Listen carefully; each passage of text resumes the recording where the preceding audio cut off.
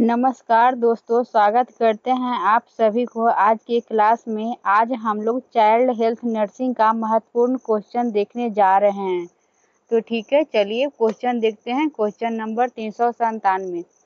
निम्न में से अस्थमैटिक अटैक के लिए जिम्मेदार सबसे प्रमुख कारक कौन सा है? ए में हो गया एलर्जी, बी हो गया तनाव, सी हो गया अत्यधिक थकान, डी हो गया श्वास नली के संक्रमण। इसका सही आंसर क्या होगा? ऑप्शन नंबर ए, एलर्जी। ठीक है, चलिए आगे क्वेश्चन देखते हैं। निम्न में से कौन सा एनीमिया विटामिन B12 की कमी से होता है? ए में हो गया मेगालोब्लास्टिक एनीमिया, बी हो गया हेमोलाइटिक एनीमिया, सी हो गया माइक्रोसाइटिक हाइपोक्रोमिक एनीमिया और डी हो गया सिकल सेल एनीमिया। इसका सही आंसर क्या होगा? ऑप्शन नंबर ए, मेगालोब्लास्टिक एनीमिया।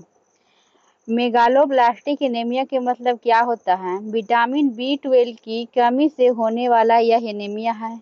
इसको प्रेनिसन एनीमिया के नाम से भी जानते हैं। इस एनीमिया में बोन मैरो असमान रूप से बड़ी संरचनात्मक रूप से असमान एवं अपरिपक्व आरबीसी का निर्माण करने लगती है। ठीक है, चलिए आगे देखते हैं। शिशु एवं बच्चों में सबसे कॉमन ब्लड डिसऑर्डर कौन सा है? ए में हो गया एनीमिया, बी में हो गया हीमोफीलिया और सी में हो गया ल्यूकेमिया और डी में हो गया RH इनकम्पैटिबिलिटी। इसका सही आंसर क्या होगा? Option number A, anaemia.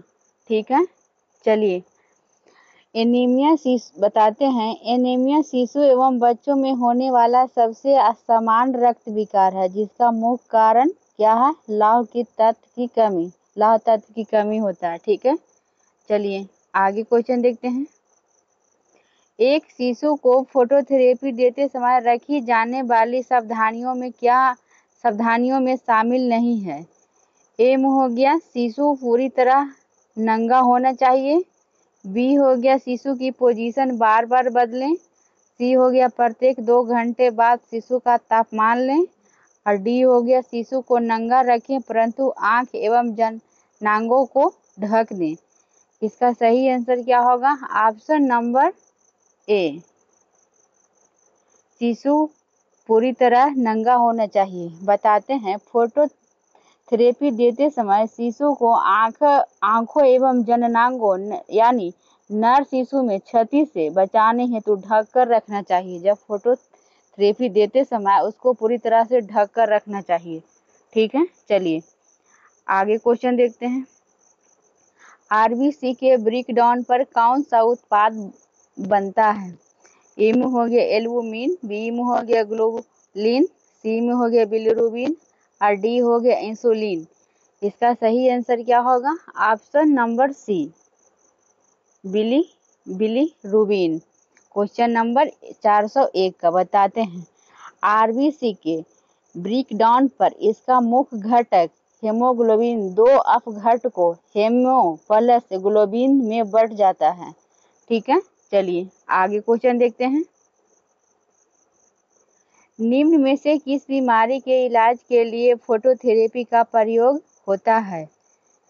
Option A में हो गया सीजर, बी में हो गया हाइपोथर्मिया, सी में हो गया जॉन्डिस और डी में हो गया डायरिया। इसका सही आंसर क्या होगा? Option number C, jaundice. Question number 402 को बताते हैं। जॉन्डिस को पीलिया या जॉन्डिस एक ऐसी स्थिति है जिसमें बच्चा को त्वचा, आंख और मुंह का रंग पीला हो जाता है। यह तब होता है जब शरीर में बिलिरुबिन की मात्रा बहुत ज्यादा हो जाती है। ठीक है, चलिए आगे देखते हैं।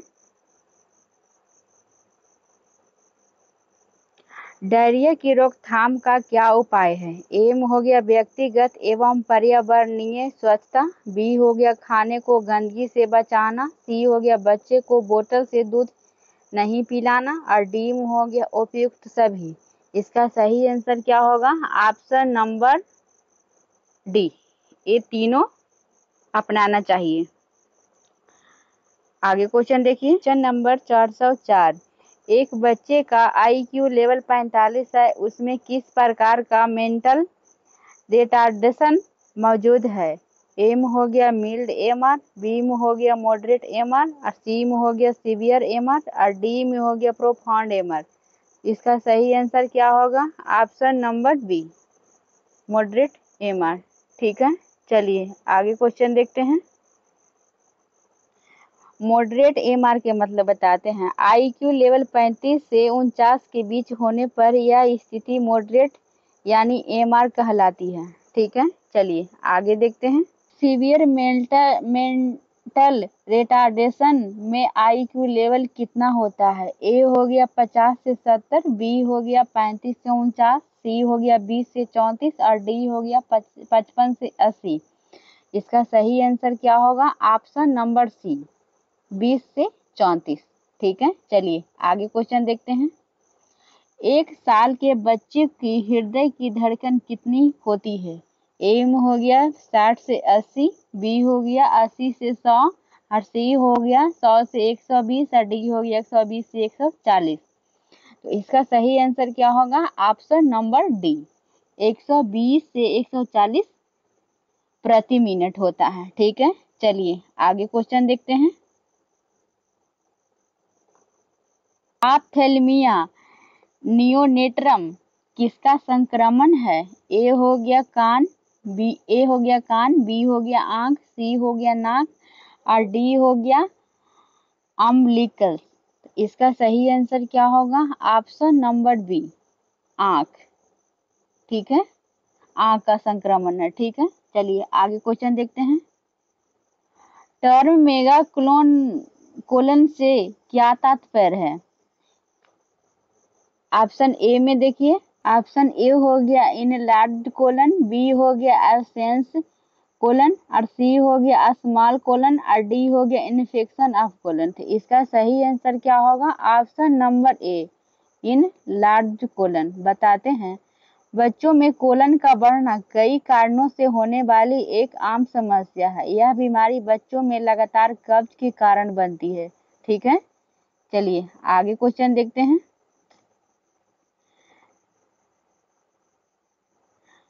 डायरिया के लिए मुख्यतः कौन सा रोगाणु जिम्मेदार है? ए में हो गया ई क्वाइली, बी हो गया सिगेला, और सी हो गया साल्मोनेला, और डी हो गया आल। इसका सही आंसर क्या होगा? ऑप्शन नंबर ए, ई कोलाई। बताते हैं, ई कोलाई एक बैक्टीरिया है जो आमतौर पर गर्म रक्त वाले जीवों की आंत में पाया जाता है। ठीक है, चलिए आगे क्वेश्चन देखते हैं। Question number 410। निम्न में से सबसे common Asiatic congenital heart disorder कौन सा है? ए में हो गया वेंट्रिकुलर सेप्टल डिफेक्ट, बी में हो गया आर्टियल सेप्टल डिफेक्ट, और सी में हो गया पेटेंट डक्ट्स आर्टेरियोसिस, हो गया ट्रैक्सपीड एट्रेसिया। इसका सही आंसर क्या होगा? ऑप्शन नंबर ए, वेंट्रिकुलर सेप्टल डिफेक्ट। बताते हैं, वेंट्रिकुलर सेप्टल एक ऐसी जन्मजात हृदय दोष है जिसमें हृदय के निचले कक्षों वेंट्रिकल्स को अलग करने वाली दीवार में एक या ज्यादा छेद होते हैं। ठीक है, चलिए आगे क्वेश्चन देखते हैं। निम्न में से कौन से एनीमिया में बार बार ब्लड ट्रांसफ्यूजन की आवश्यकता होती है? ए में हो गया आयरन की कमी से होने वाला एनीमिया, बी हो गया एप्लास्टिक एनीमिया, सी हो गया थैलेसेमिया, और डी हो गया पर्निशियस एनीमिया। इसका सही आंसर क्या होगा? Option number C, thalassaemia. Thalassaemia क्या है? थैलेसेमिया एक गंभीर थैलेसेमिया से पीड़ित बच्चों में प्रत्येक 2 से 3 सप्ताह पर रक्तदान करना पड़ता है। ठीक है, चलिए आगे क्वेश्चन देखते हैं।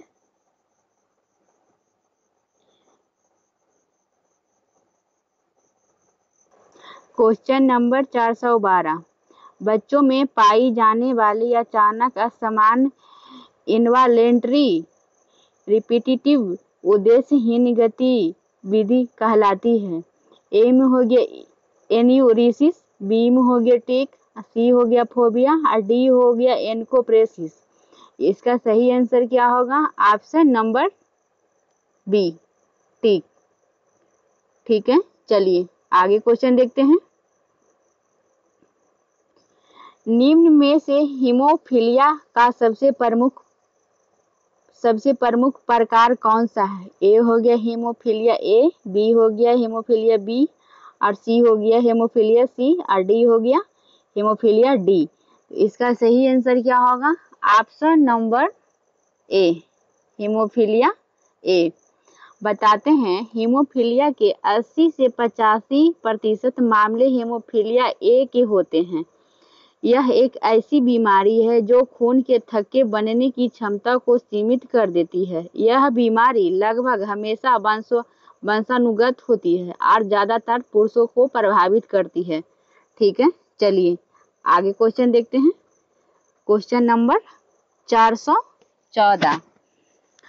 ओरल मोनिलियासिस मुख्य तौर पर किस प्रकार का संक्रमण है?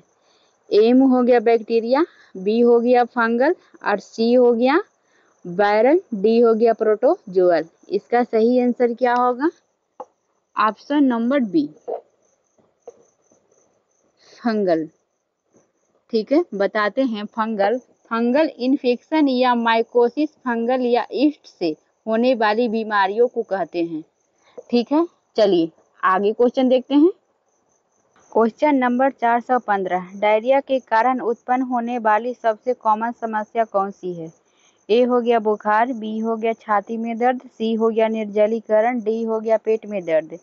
इसका सही आंसर क्या होगा? ऑप्शन नंबर सी, निर्जलीकरण। निर्जलीकरण के मतलब समझते हैं?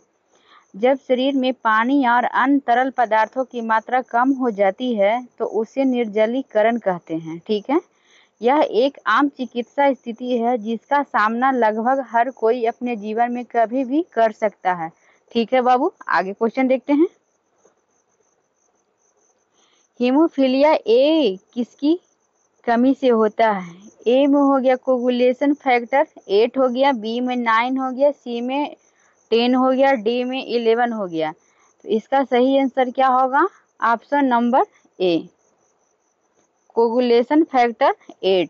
इसके बारे में बताते हैं। Haemophilia A anti haemophilic factor यानी AHF या फैक्टर 8 की कमी से होने वाला रक्त विकार है। ठीक है, चलिए आगे क्वेश्चन देखते हैं। निम्न में से कौन सा हीमोफीलिया क्लासिकल हीमोफीलिया कहलाता है? ए में हो गया हीमोफीलिया ए, बी हो गया बी और सी में हो गया हीमोफीलिया सी और डी हो गया हीमोफीलिया डी। तो इसका सही आंसर क्या होगा? Option number A, haemophilia A. ठीक है, चलिए आगे क्वेश्चन देखते हैं।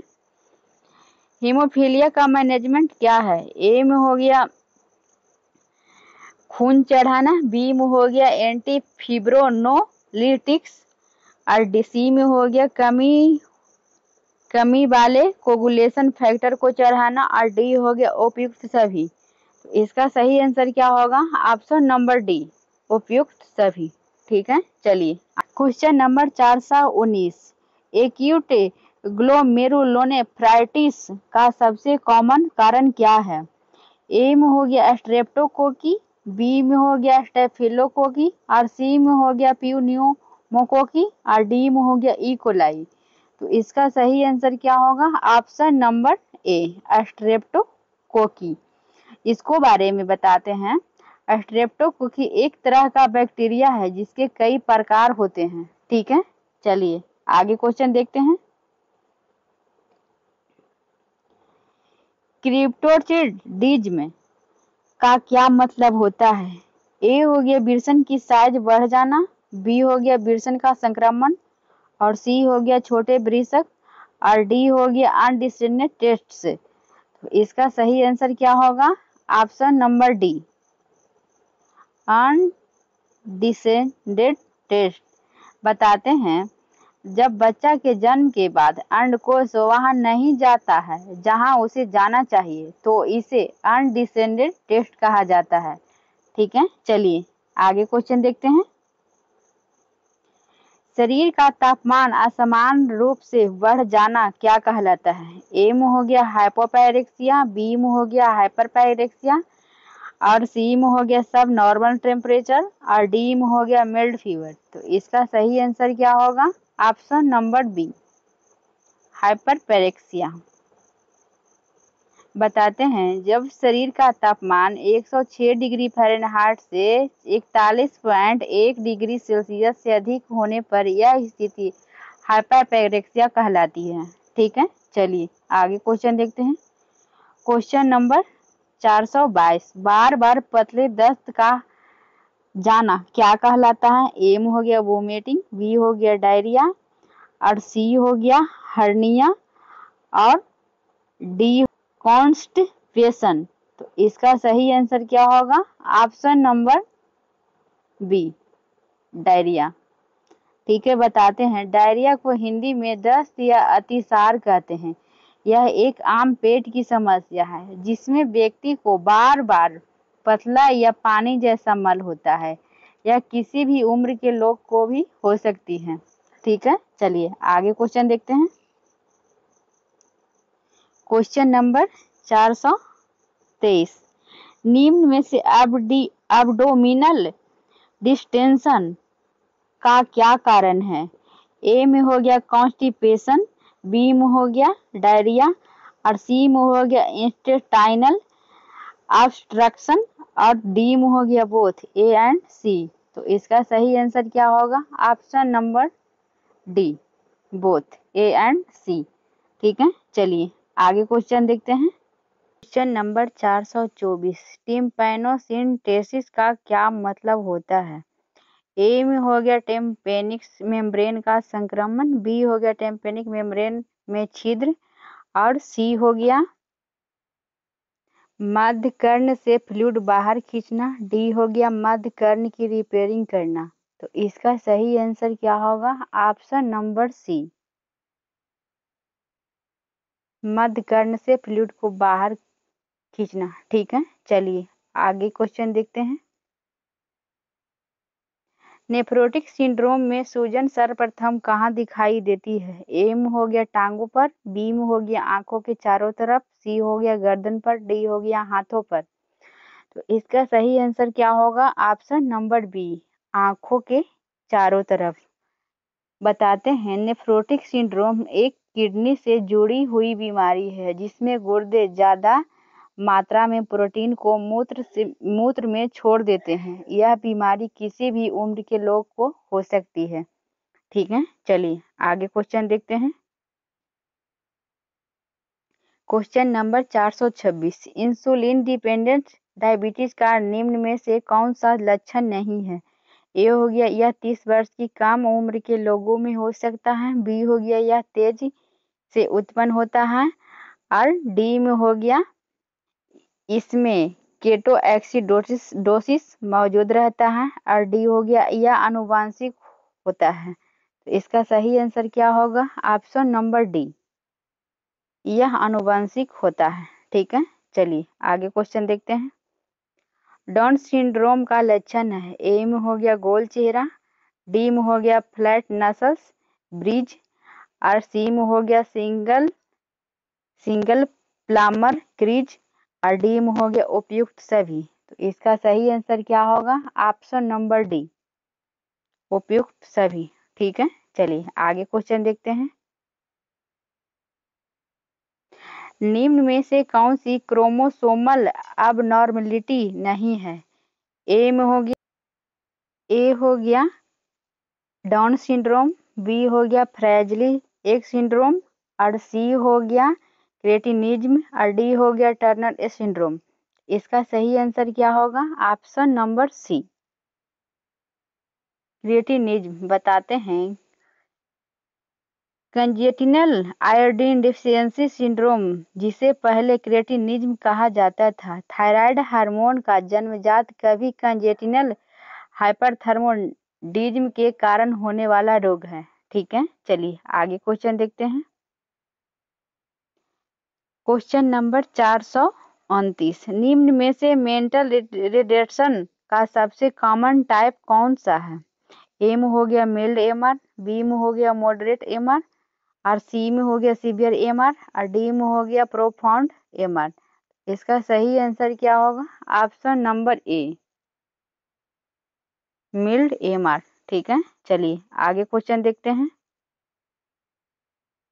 क्वेश्चन नंबर 423, मेंटल रिटार्डेशन का कौन सा प्रकार एडुकेबल कहलाता है? ए में हो गया मिल्ड एमआर, बी हो गया मॉडरेट एमआर, सी हो गया सीवियर एमआर, डी हो गया प्रोफाउंड एमआर। तो इसका सही आंसर क्या होगा? Option number A, mild MR. Mild MR के मतलब क्या समझते हैं, बताते हैं। हल्की यानी मानसिक दुर्बलता। मिल्ड एमआर से ग्रसित बच्चे चौथी से छठी कक्षा तक शिक्षा प्राप्त कर सकते हैं, अतः इसे मंद बुद्धि को एडुकेबल एमआर भी कहते हैं। ठीक है, चलिए आगे क्वेश्चन देखते हैं। क्वेश्चन नंबर 431, मेंटल रिटार्डेशन का कौन सा प्रकार ट्रेनाबल की श्रेणी में आता है? ऑप्शन ए में देखिए वही मिल्ड हो गया, बी में हो गया मॉडरेट, सी हो गया सीवियर, और डी हो गया प्रोफाउंड। तो इसका सही आंसर क्या होगा? Option number B, moderate MR. ठीक है, चलिए आगे क्वेश्चन देखते हैं। मेंटल रिटार्डेशन का कौन सा प्रकार डिपेंडेंट ग्रुप की श्रेणी में आता है? ए में हो गया मिल्ड, बी हो गया मॉडरेट, सी हो गया सीवियर, डी हो गया प्रोफाउंड। तो इसका सही आंसर क्या होगा? Option number C, severe MR. ठीक है, चलिए आगे क्वेश्चन देखते हैं। यदि एक बच्चे का IQ 22 है तो वह मेंटल रिटार्डेशन की किस श्रेणी में आएगा? वही है, ऑप्शन सेम है। ए हो गया मिल्ड, बी हो गया मॉडरेट, सी हो गया सीवियर, और डी हो गया प्रोफाउंड। तो इसका सही आंसर क्या होगा? Option number C, severe MR. Severe MR के मतलब क्या होता है? 20 से 34 तक की IQ वाले बच्चे गंभीर मंदबुद्धिता सीवियर एमआर की श्रेणी में आते हैं। ठीक है, क्वेश्चन लास्ट था,